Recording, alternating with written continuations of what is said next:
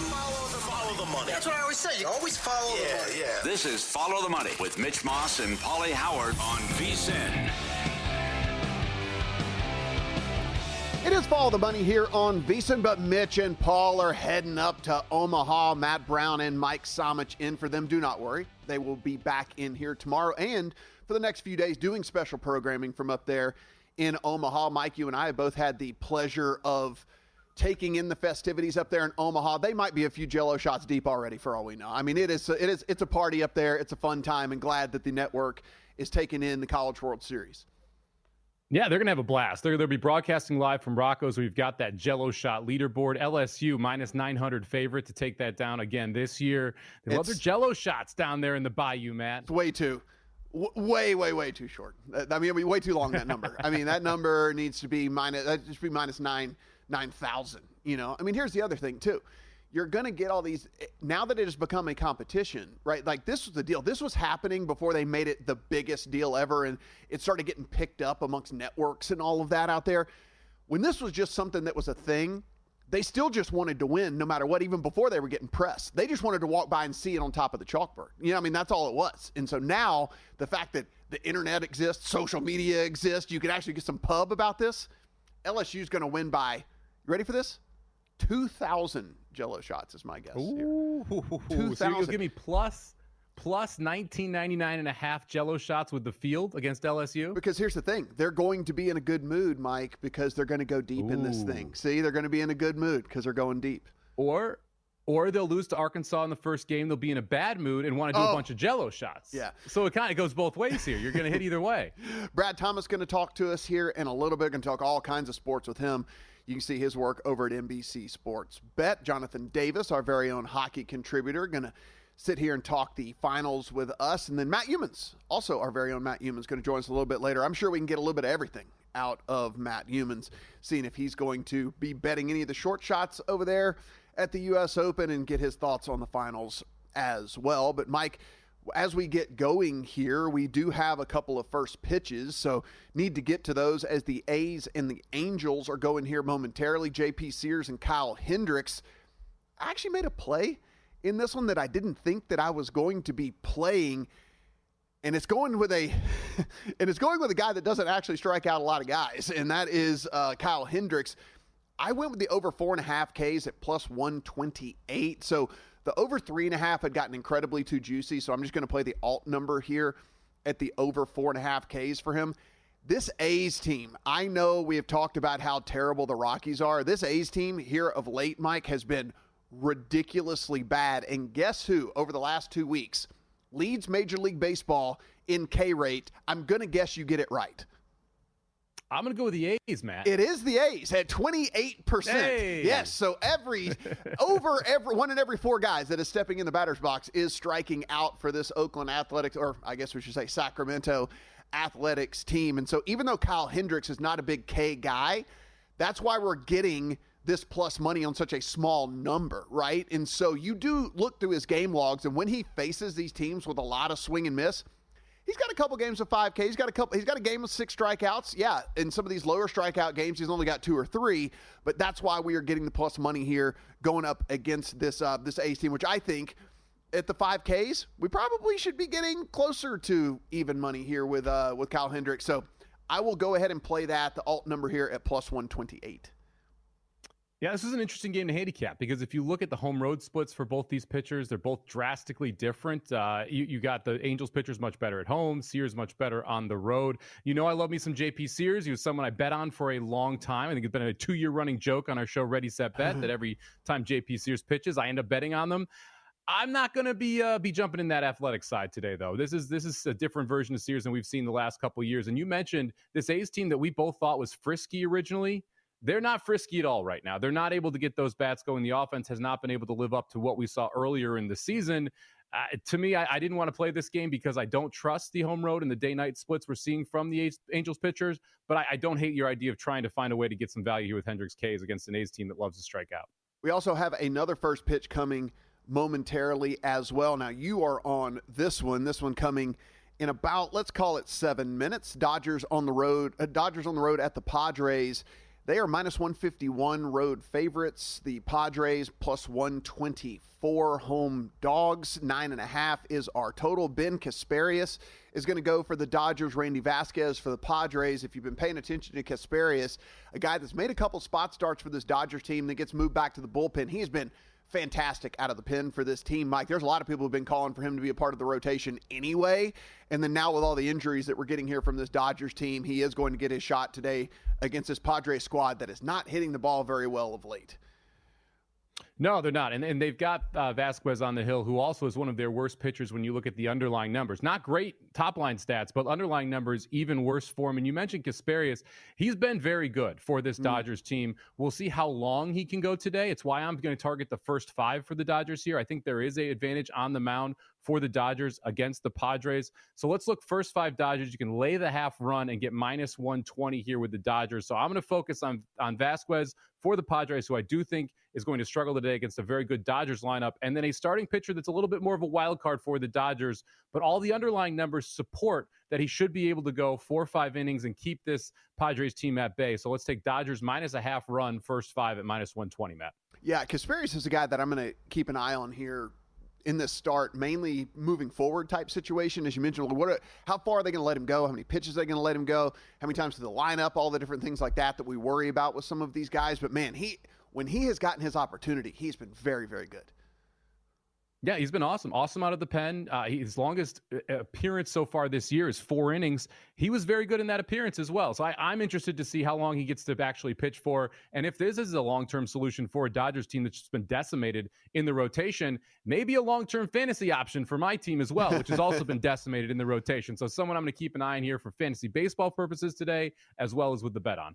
Day baseball going on out there, so games that have already started. The Braves are on the road at the Brewers. They're up 6-1 here in the bottom of the 8th. Schwellenbach with another great start here for this Braves team. 7 2/3 so far, only 4 hits allowed, 8 Ks, has not walked a single Brewer. Schwellenbach, a guy that I did have a long shot Cy Young ticket on, Mike, that I thought maybe earlier on in the year that he was just going to be really good, but not necessarily in the elite conversation. I don't know. I mean, I think it's not totally dead. I'll put it that way. He'd have to have a heck of a back half of the season, but this is a huge outing for this Atlanta Braves team, which has just been on a free fall lately, 1-9 in their last 10 games. They needed someone to come out and to be able to get a win. Schellenbach coming out here and just shutting down this Brewers team, really helpful. The offense got going a little bit today as well, Matt. There's a Braves team that I still think is the second, maybe third most talented roster in the NL. They just have not been able to come close to put it all together. Strider's still struggling. We'll see if they can go on a run and kind of make up for not only that 0-7 start to the season, but now this little losing streak we're having mid-year as well, and make a push toward the playoffs. Bottom of the 6th inning, Blue Jays on the road at the Cardinals. They are up 5-2 there in that one. This Blue Jays team, if you look, Mike, and you start to look at the last couple of weeks, I like to, when I go back, I look like 2-3 weeks, right? I mean, that's kind of the sample size that I want. Guys are coming up and down. There's injuries in the lineups, and plus we know baseball can be a little streaky, so I like to kind of keep that as our window whenever I'm gauging these teams. Toronto, over the last 2 weeks, the lowest K rate in all of baseball. Like, they've actually been putting the bat on the ball a ton, and if you go in and see, has that added up to anything? They also have the top weighted on base in all of baseball over the last 2 weeks as well. So they find themselves here with a lead over the Cardinals, in which the Cardinals went with Laboratory. If you remember, he left his last start because of fatigue. Didn't miss a start in his rotation here. He did end up going 5 innings and threw 90 pitches, though, but gave up 3 earned in those 5 innings. Yeah, it's the Blue Jays team that's interesting to me. I mean, you've got talent in the lineup. You've got Bichette, you've got Guerrero. It's can you get everybody going at the same time? We've finally seen the Blue Jays bats start to produce. We've still got a couple starting pitchers for them. Francis is one of the main ones. It's been disappointing in the early half of the season. So this is another team where it feels like they have the ability to make a run. It's whether or not they can get that pitching to click at the same time their offense is able to get rolling. Good showing today against the Cardinals, right now up 5-2. They need to figure out how to create momentum because it's a tough division that they're in there. I like the Yankees. I like the Red Sox.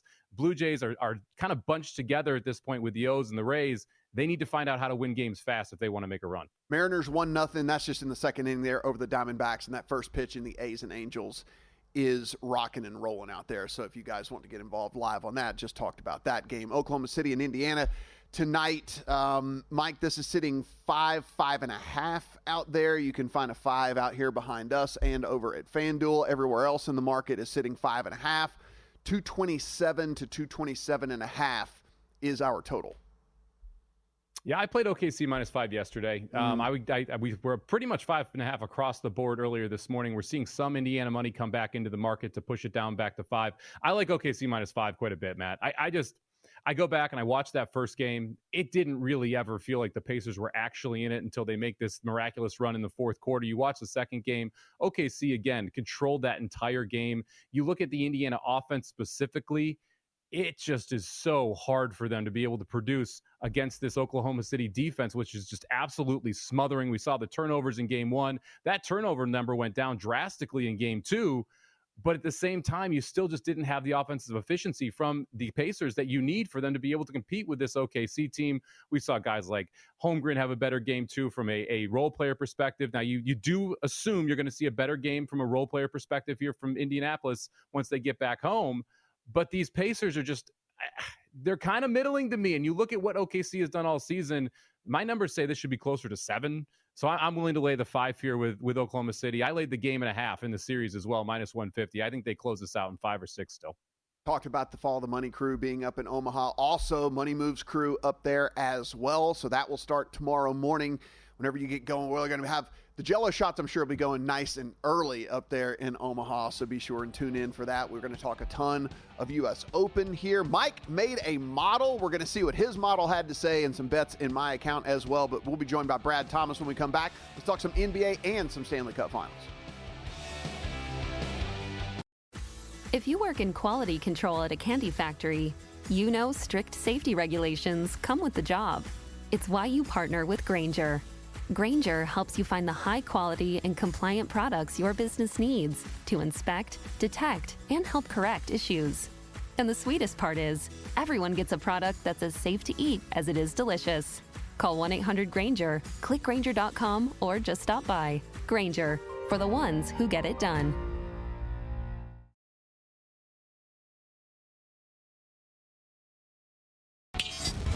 This is Follow the Money on VSiN. It is Follow the Money here on VSiN Channel 158 over on Sirius. Matt Brown and Mike Somich in for Mitch and Paul, who are on their way up to Omaha as we'll be doing live programming from up there at the College World Series. So if you happen to be in Omaha, you want to stop by, get a picture, some autographs, some fist bumps, all the different thing like that. 2 different shows up there, Money Moves as well as Follow the Money. So go in, take advantage of all that. I'm sure Derek Stevens will be around, and he tends to be generous, Mike. So go ahead and, give him a high five. There might be some Jello shots headed your way. That's a good point. I wonder who Derek Stevens is putting those Jello shots on the board for, because that's a man that could flip the odds right there. You know what? We didn't ask before he took off. This might be a question that needs to be asked of him tomorrow at some point as to when the purchases are made, who gets the tally up on the chalkboard. Exactly. He could put up a number, Matt. He could close that gap. I'm thinking maybe it's going to be dealer's choice, right? Whoever actually is the recipient gets to put the tally up there on the board. But we shall see. A question that will be asked tomorrow, I promise you. Now joining us here on the Progressive Guest Line, Brad Thomas. You can find his great work over at NBC Sports Bet at Mr. Brad Thomas over on the Twitter machine as well. Brad, how you doing, buddy? I'm doing pretty good. Hey, listen, it's major week. We have the U.S. Open starting tomorrow, so I'm super stoked. Are you do you also do the golf betting as well? I do golf, soccer, football, UFC, you name it. You get it all going. Well, you know what? We were going to talk to you about NBA and everything, but maybe we'll get to golf as well in all of this. We might as well, but let's go ahead and talk the NBA Finals tonight, game number 3. Did you learn anything? Do you feel you learned anything through the first 2 games?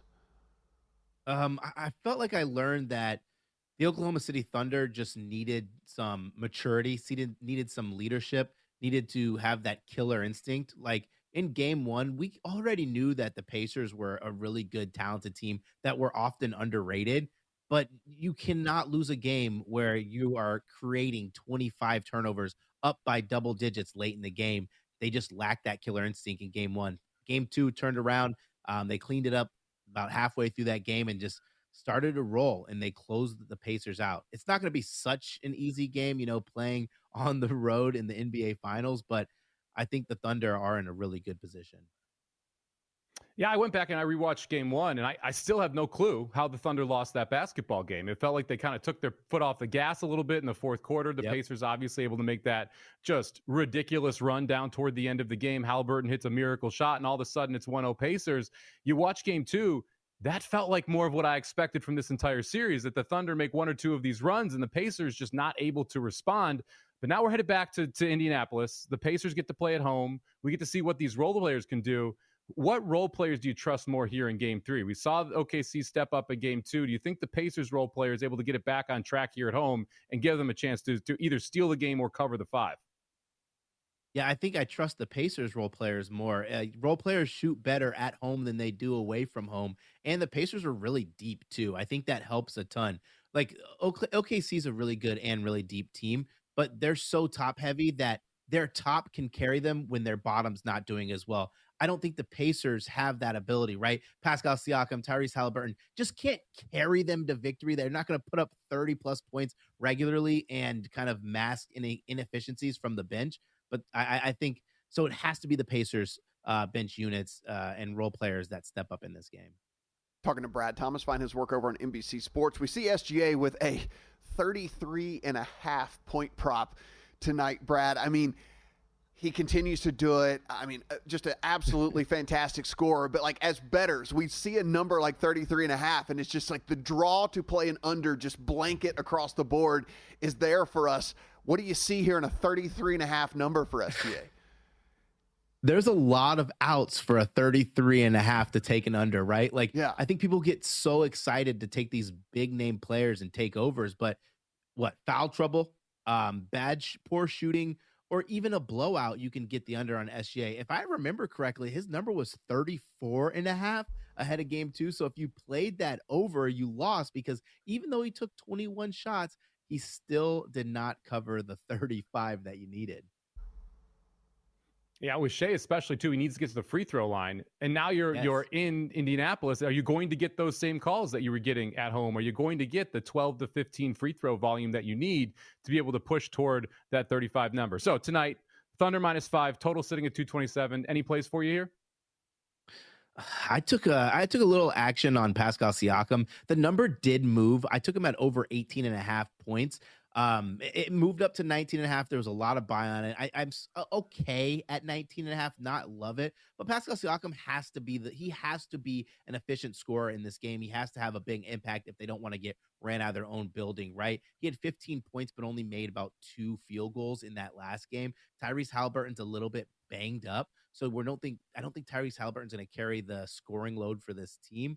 He has to have a big game, or you might as well just take his under and take the Thunder -9.5. That'll probably be a nice, good plus odds payment for you. Brad, are we looking at anything in the Stanley Cup Finals tomorrow? Yeah, I took a cheat code, Mr. Sam Bennett, to score a point.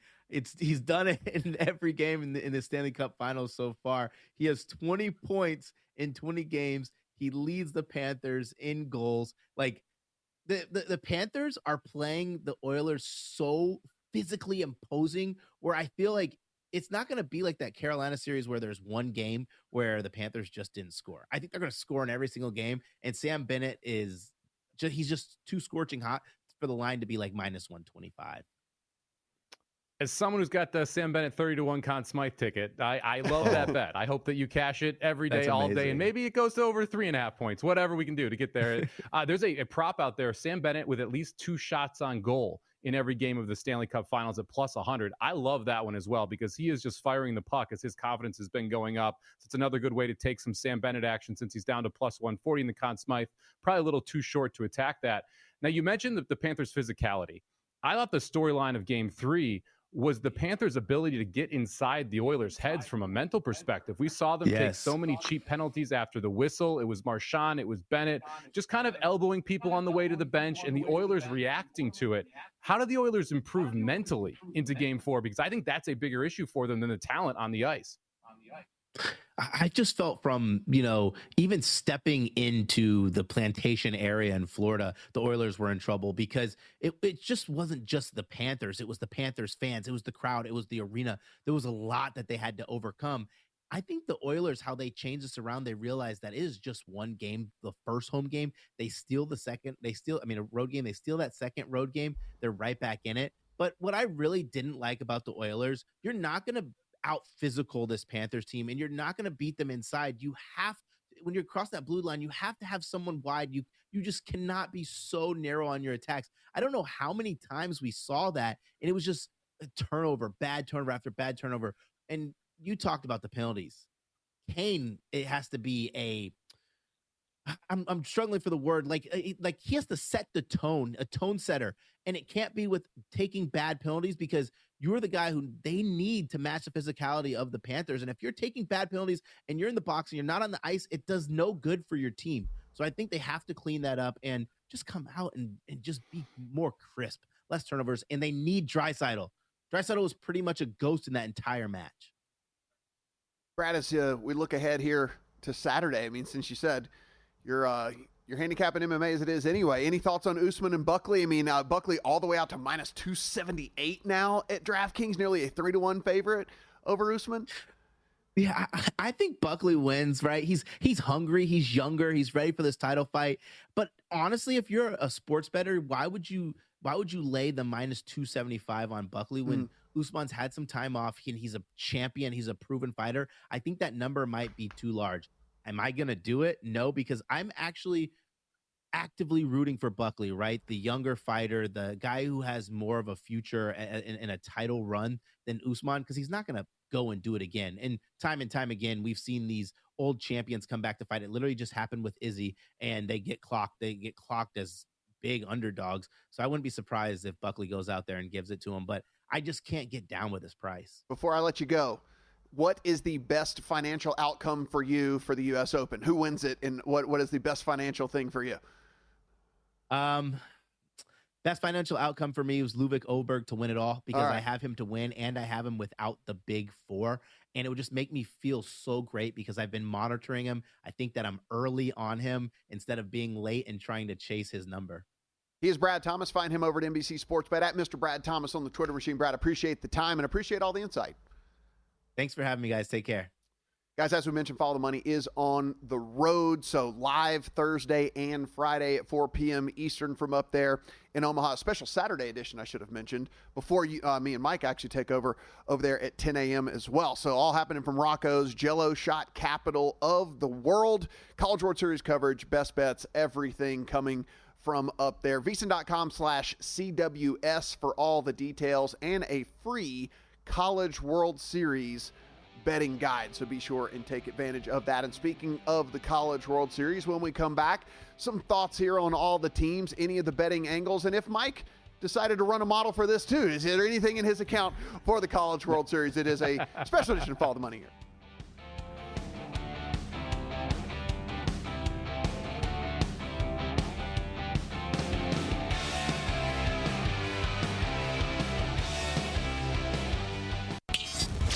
This is Follow the Money on VSiN. It is Follow the Money here on VSiN. Matt Brown and Mike Somich in for Mitch and Paul. Thanks for being here with us on Channel 158 over on Sirius, our very own VSiN Watch app, YouTube TV, and terrestrial stations across this great country of ours as we get ready for the College World Series in earnest here at the network. If you want to go over to the website, VSiN.com/CWS, you can take in all of the content over there that we are doing for the College World Series. Mike, we talked a little bit about this over the weekend on our show, which is you really, really got to follow college baseball if you want to really be in the know. It's not as easy to view the different games. You really need to go in and find the different stuff and really dig into the different stats. But this time of year, certainly super fun. You get to the super regionals where we've pared down the teams. It is easier to dig into all of that. And now that we're down to 8, you really can look at these teams as a whole and try to formulate some sort of opinion. Yeah, you can. I think the bracket aspect of this is very interesting as well. They're split into 2 segments of 4, playing double elimination in both of those segments. And you allow yourself to be able to say, okay, well, who do I think can get out of these top and bottom brackets? And this year's unique. You see LSU versus Arkansas down there on the bottom of the sheet there, and that's going to be your 2 favorites in this event. So you have the 2 favorites facing each other in round 1. They have to face each other again and get through each other. So they cannot end up meeting in the finals. Only one can advance on, which means you could take some shots in the other bracket if you want to take the chance, Matt. Yeah, and I'm glad you go ahead and point that out. So we're looking at, for the radio audience out there, Arkansas, LSU, Oregon State, Coastal Carolina, UCLA, Louisville, Arizona, and Murray State are your 8 teams that are in Omaha. That's 2 SEC teams and 1 each from the ACC, Big 10, Big 12, Sun Belt, Missouri Valley, and then you have 1 independent in there as well. Murray State's first trip to the College World Series ever, actually. And from a format perspective, I'm glad you pointed that out. It is a bracket. It is a double elimination as well. And then when we get to the finals, best 2 out of 3. So they do play a little mini series there whenever we get to the final 2 teams as the best 2 out of 3. Now, the stadium up there in Omaha is not like the stadium of old in Omaha, Mike. When you and I were up there, it was a little bit different of an environment. And now it played a stadium that really does suppress runs. And so if you've been watching college baseball and if you've been watching some of these games in the regionals or in the super regionals, and then you're going to assume that we're going to get something that looks anywhere close to that, it's not really the case. And it's for multiple different reasons. One, the cream has risen to the top here more by and large. And so you're going to get teams with better pitching and teams with better fielding. And then also, Mike, just the stadium in general is really pitcher friendly. What we see here last year, teams averaged just a tad over like 5.1 runs per game. And so it's just not indicative of what we see in the typical college baseball season. Runs are suppressed up there in Omaha. Yeah, they are. Rosenblatt used to be a very hitter-friendly ballpark. It's shifted more over toward a pitcher-friendly ballpark. You mentioned the process of qualifying, also pretty strenuous. You need to have multiple starting pitchers to be able to get to this point. And when you have now days of rest in between these games, you're able to just really use your 1 and 2 starting pitchers throughout this tournament. It means you're facing more power arms, more top-heavy arms. You're taking your 3rd, 4th starters. They're moving into the bullpen. They can eat innings for you as well. And it does create some more of the press totals here inside of this newer Rosenblatt Stadium. So you start to look at just to win the whole thing. You mentioned the top 2 teams are actually squaring off there to start things off. Arkansas at plus 195. These are courtesy of DraftKings, by the way. LSU at plus 230. Coastal Carolina is 6-1. I'm sure that's going to be a shocker to a lot of people out there that Coastal Carolina is sitting at 6-1. They're actually coming into this riding a 23-game win streak. It is their first trip to Omaha since 2016. But if you go back and look at 2016, they actually did a Cinderella run and ran the table there, Mike, and won the whole thing back in 2016. They pitched extremely well, and during this stretch, it also helps whenever you're pitching well and you're averaging, in the postseason over 8 runs a game, and for the whole season 7.5 runs per game for the whole season here for this Coastal Carolina team. Now the question really does come down to whether they can handle elite pitching. If you look at their strength of schedule comparatively to the rest of these teams that are in the College World Series, it doesn't add up to everybody else, but that doesn't mean that they can't. It just, you can only play the teams in front of you, right? I mean, that's just, we talk about this a lot in college football and everything. You can only play the teams in front of you. The teams they were playing just didn't really have elite arms over the course of the season. So we shall see whether they can handle some of these guys that are coming at you at 96, 97, which you're going to see from some of these schools. I don't really care who you played. If you have a 20-plus game win streak in baseball, that's pretty darn impressive, even if it is not against consistent power arms, because baseball is a high-variance sport. So to be able to consistently come out on top that often is awesome, especially going through the regionals and being able to do that as well. And you mentioned you only play who's in front of you. To their benefit, it's not going to be LSU or Arkansas that's in front of them until they get to that final series. To me, the 2 most enticing teams to bet to win it all here are Coastal Carolina at 6-1. And the team they're playing in the first round, Arizona, sitting there on the board at 14-1. They knocked off UNC in the Super Regionals, able to win in 3 games against a very good Tar Heels team. to me, those are the two that I'm interested in because I feel like they are able to get out of that top half of the bracket. And even if they do get out of it and you're sitting there, you could hedge out in the finals if you are facing Arkansas or LSU and still have some free money riding on either of those two teams. I like Arizona a little more simply because I like 14-1 more than 6-1. Yeah. But I do think those are the best two teams in the top half of the bracket and the two teams I'd be most interested betting to win it all because of the price attached to it and the route that they have to get to that point. Yeah, Arizona, they rely pretty heavily on their bullpen, but their bullpen is elite. If you go in and look at their top four guys and the arms that are coming out of the pen, they've been just absolutely lights out all season long. I guess the only question here, because of the format that we're heading into, Mike, is will that work over the course of the entire tournament? Because will they become too taxed when we're playing all these games squished into a short time frame? Well, the nice part is so they open up on Friday against Coastal. They would play if they win on Sunday. If they win or lose, they play on Sunday. If they're able to win, then they have another 3 days off. So you're looking at 3 games essentially spread out over a 6-7 day period. That allows you to be able to reuse those bullpen arms. I think that might actually be an advantage for Arizona if they can get out of the winner's game and move in along in that winner's bracket. They've got an opportunity to be able to really set up those bullpen arms to be able to come out in every one of those early round games. Now, when you get into the best out of 3, it becomes a little bit harder, but getting to that final series, I think is a good setup for the Arizona bullpen if they are able to win this first game. To me, that's really where the key is here because you don't want to lose this first game and then have to stress those arms 4 times in the nenext 6 days, right? It's figuring out how do we come out of this first game with a win against Coastal. If that happens, all of a sudden I like the Arizona path. It's why, it's 6-1 and 14-1. Those are the two teams I want to target because I think whoever wins that game has the cleanest path to get through to the finals against either Arkansas or LSU if they do come out of the bottom half of the bracket. I'll put it this way. Arizona, if it's like, okay, if we want some longer shot just to feel good and something to root for here, I'd much rather be on Arizona at 14 than I would on Louisville at 17 or Murray at 15. I mean, Murray State's a great story. Yes. It's probably not going to hold up here. In Louisville, starting pitching just not very good for them. I mean, they figured it out in the postseason, but typically your full season is going to be more indicative of what we get in the postseason. So, they did good for a very short, small sample size here, Mike. But if you look at Louisville, I mean, those stats on their starters, it's pretty bad, and so I can't go there. So I'd much rather be on the team that I know has 4 lights-out guys coming out of the bullpen. So even if the starter isn't necessarily sharp, then they can at least limit the damage, and then maybe Arizona can come back hitting the ball. So, again, if we're looking at a longer shot, I'd much rather Arizona than Louisville or Murray. Yeah, Murray got the worst of it here. Let's just be honest. They have to take on UCLA in the first round and in their opening game. That's going to be a tough game for them. And then if they lose that game, they have to face the loser of Arkansas LSU in an elimination game. So Murray State's path is just absolutely brutal. The path for Oregon State might be a positive one. They get Louisville in the first game. If they're able to win that, they face the winner of Coastal Carolina, Arizona, who we already talked about. So to me, I'm never betting anyone on the bottom half unless I'm betting Arkansas or LSU after they lose the first game. I have some interest if we see the odds float up. Let's say LSU loses that opening game and goes up to 8, 9, 10-1. Then you can sign me up for an LSU ticket. Same for Arkansas. I'd rather just take the loser at a significantly higher number, especially since I think they coast past Murray, and you probably then face UCLA for the opportunity to then face the other again. To me, that works out a lot better than trying to play either of the short shots here right out the bat. We did not talk beforehand about this, and that is exactly what I was going to say. If I'm looking at any sort of futures bet, I'm going to take the loser of that game because they can easily still run it back and get it done.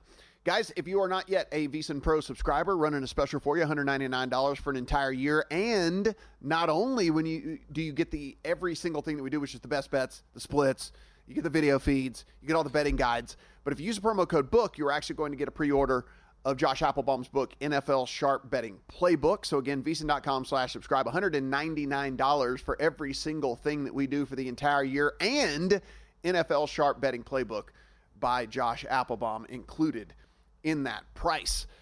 5-2 still in the bottom of the 8th. Jays over the Cardinals there. So the Jays continue their hot-hitting ways here. We did go final in several games already today, Mike. Pirates get it done 5-2 at home over the Marlins. Phillies 7-2 over the Cubs. Guardians all over the Reds, 11-2 there in that one. And then that did go final, the Braves and the Brewers. Schwellenbach goes complete game there for the Braves. 6-2 victors on the road at the Brewers. Like I said, still a lot of work to be done there for this Braves team, but it does seem like the talent is there for them. When we come back, our first of many different looks at the U.S. Open, a course overview. What's that weather going to look like, and what stats do we find important from a modeling standpoint?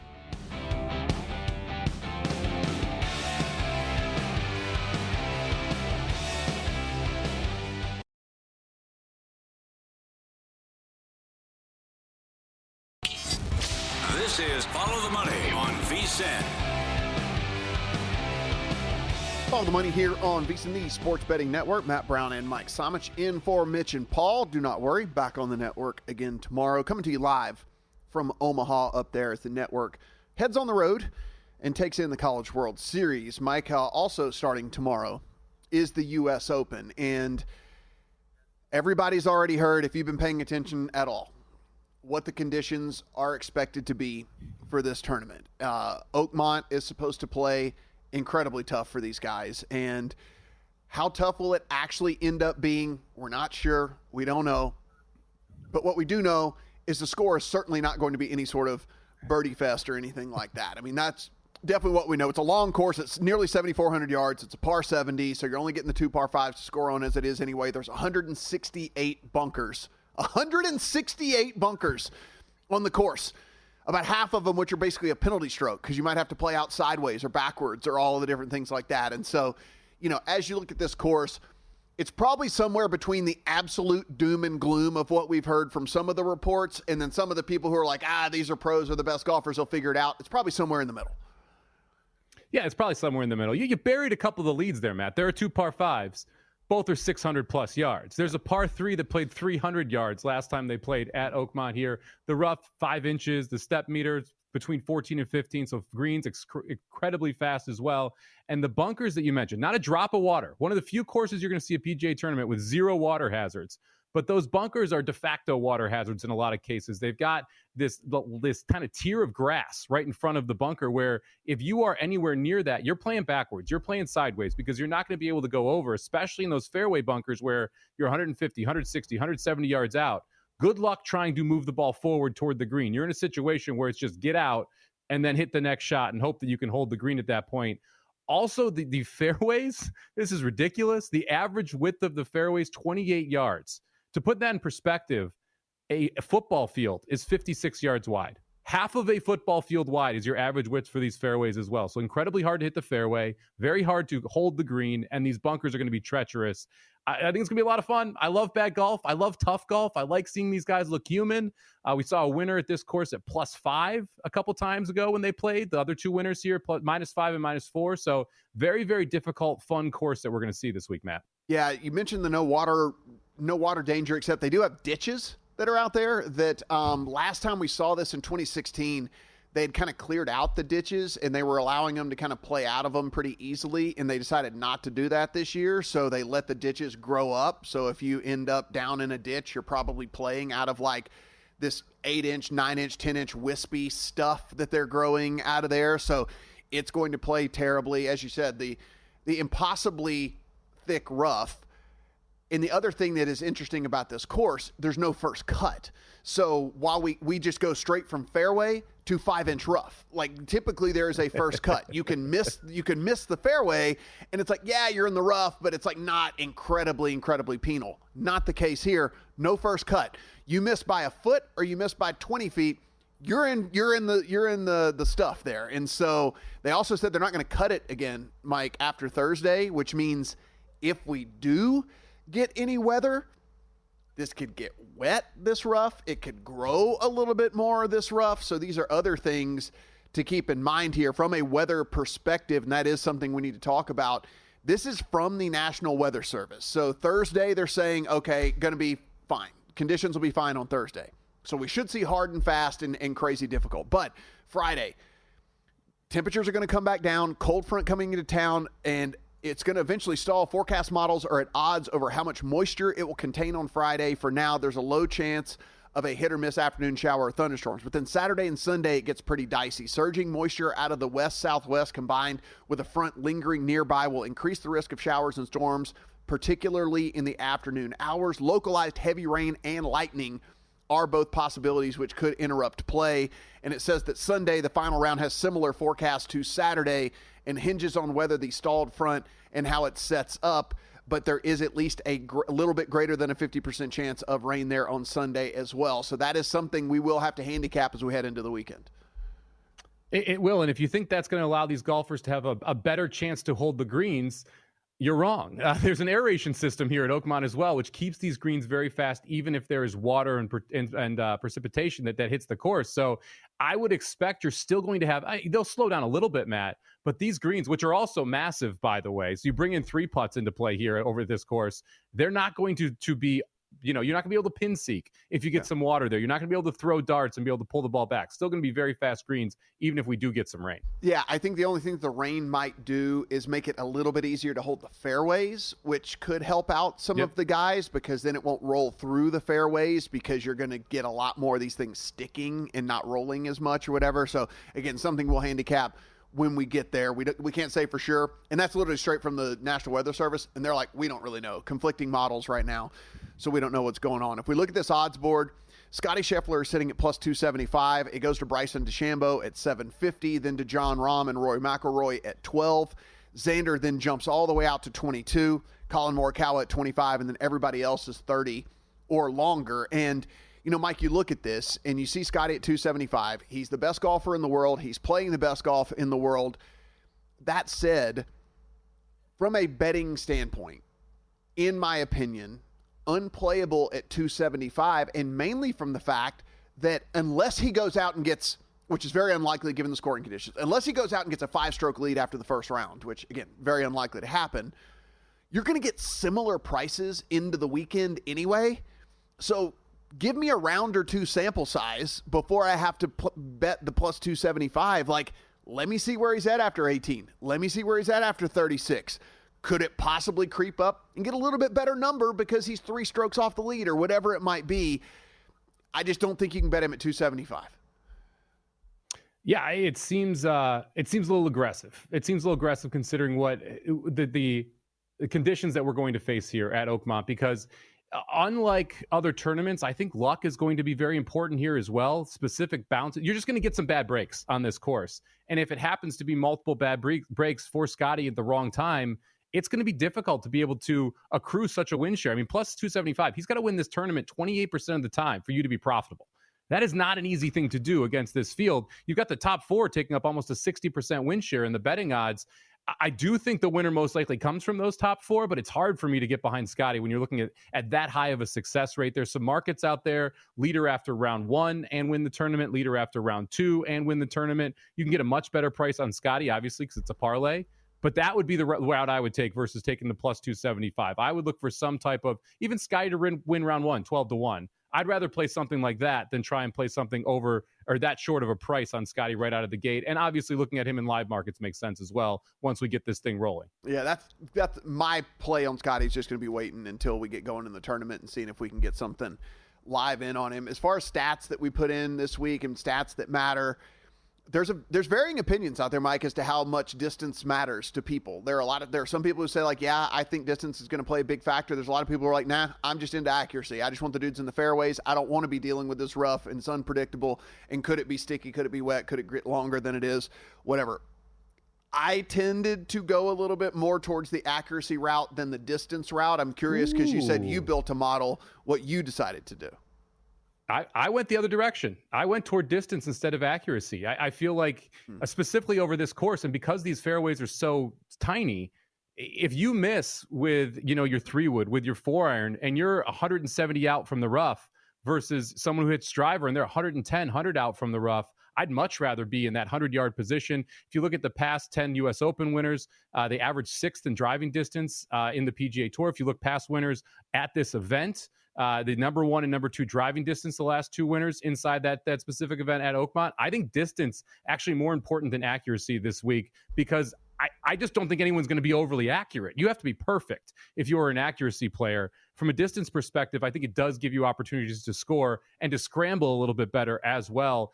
We haven't talked about how difficult it is being around these greens too. Last time that we played at Oakmont, 10 of the 18 holes had a 40% or lower scramble success rate around the green, which meant going up and down near impossible on the majority of the holes here at Oakmont.